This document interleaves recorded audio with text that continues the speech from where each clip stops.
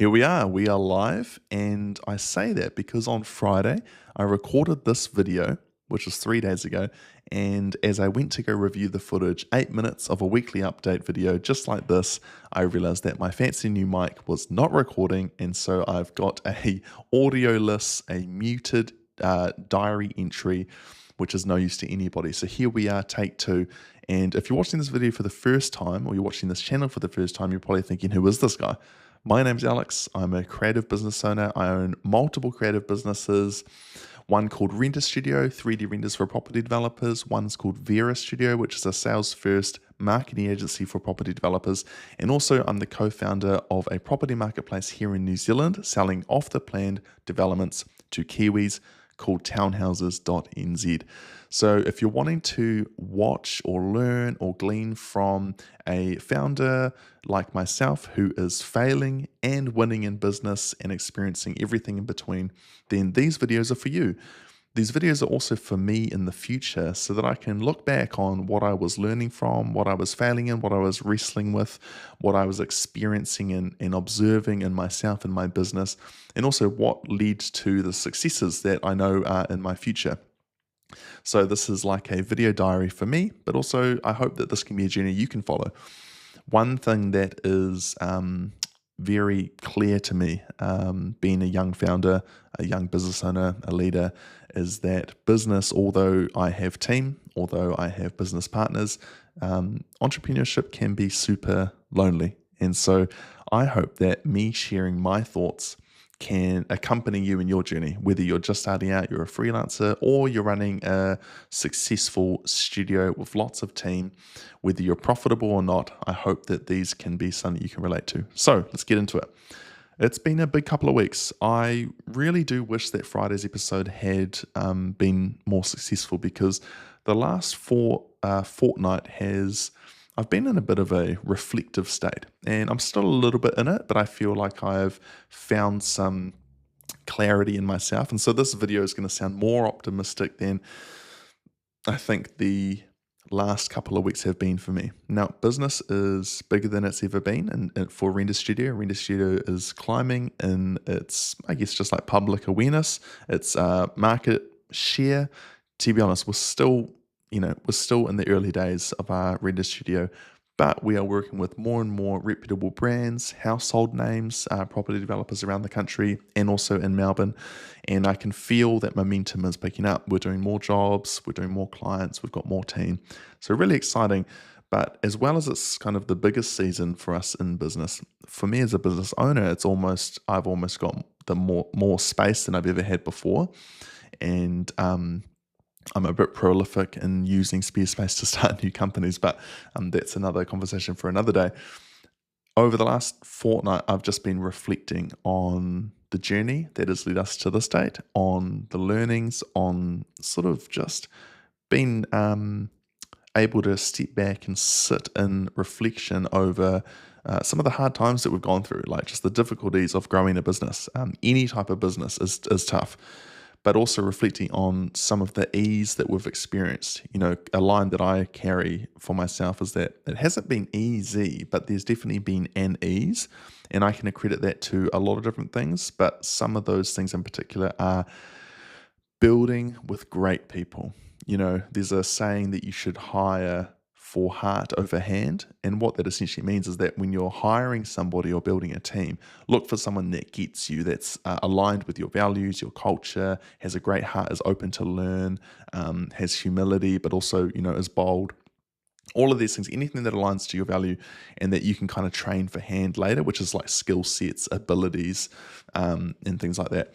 I have come to the conclusion that I disagree with that. And what I think is that you shouldn't actually settle for either or. You should have both. So I definitely stand by the fact that you should never just hire for hand. Never just hire for someone's talent alone. If you know that they don't have a great heart or they're not aligned, don't get them.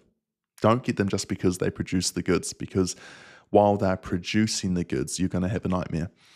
Also, on the other hand, don't just hire people that are great value or align, because there are a lot of great people in the world. But if they can't deliver at a level of excellence for your company and for your clients, then it's obviously not going to build a substantial company for you.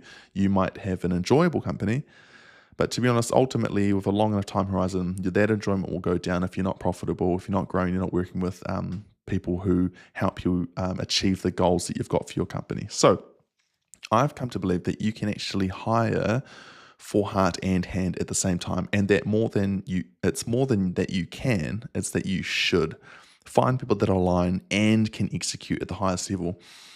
And one of the, I don't know if it's like a belief system, but one of the lines that I've been coaching myself over that have helped with this realization is, in business, if you believe that there are opportunities out there for you, then out of nowhere, and you start to really believe that for yourself and focus on that there are opportunities for you, out of nowhere, you'll be surprised. Opportunities just arrive. I think this is more than just like mindfulness. This is more than just positive thinking or some form of law of attraction. I don't think it's any of that. I think it's just coaching yourself to see with bigger eyes, to rid yourself of like self-doubt, or to release yourself from limiting beliefs. It's just choosing to believe that there is an endless, unlimited economy out there. They literally print money. Governments print money. And so you as a business can believe that there are opportunities out there for me. And so that we're going to be a business, I'm going to be a business owner that seizes those opportunities and goes out and searches for them. Then it just becomes a volume game. When you believe that you can grow, when you believe that there are new clients out there, better clients, greater clients, awesome clients, dream clients, then you will back yourself to put in the volume. You'll do more sales, you'll do more marketing, you'll run those ads, you'll do those reels, you'll dance in front of the camera because you know that there is business waiting for you. You've just got to go out and get it. So I think that's been a big shift for me over the last year, and in particular in the last fortnight, as I've reflected in business.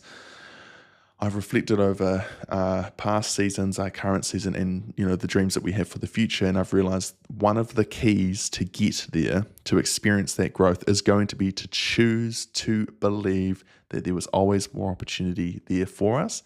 And so that we should choose and commit to be a team and a company, and myself as a leader, be people who go after it. It doesn't always mean to work harder. Sometimes, I was thinking about this line this morning, that sometimes to work smarter is to work harder. But to work harder isn't always to work smarter.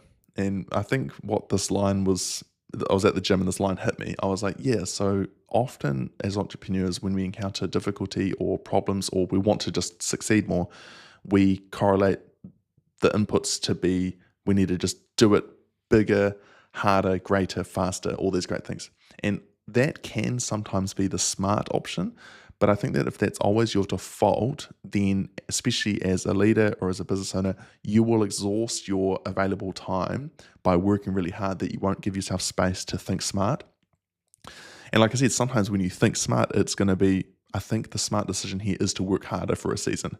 But working harder by default, I think, will put blinders on you, and you will not be aware of the opportunities to grow, to, through humility, see, is there a greater way that we can do our sales processes? Is there a greater way that we can deliver our service? Is there a greater way that we can position and market ourselves? Is there a greater way that we can look after our team? Sometimes you've just got to take a 2-week fortnightly review and sit and reflect on your business. So that's kind of been me the last couple of weeks, just really reflecting. Townhouses.nz as well is just combos over the weekend with Scott, who's the co-founder, by the way. We've just realized that, there's a massive opportunity for us, and that we should choose to seize it. We've seen some awesome success at Townhouses.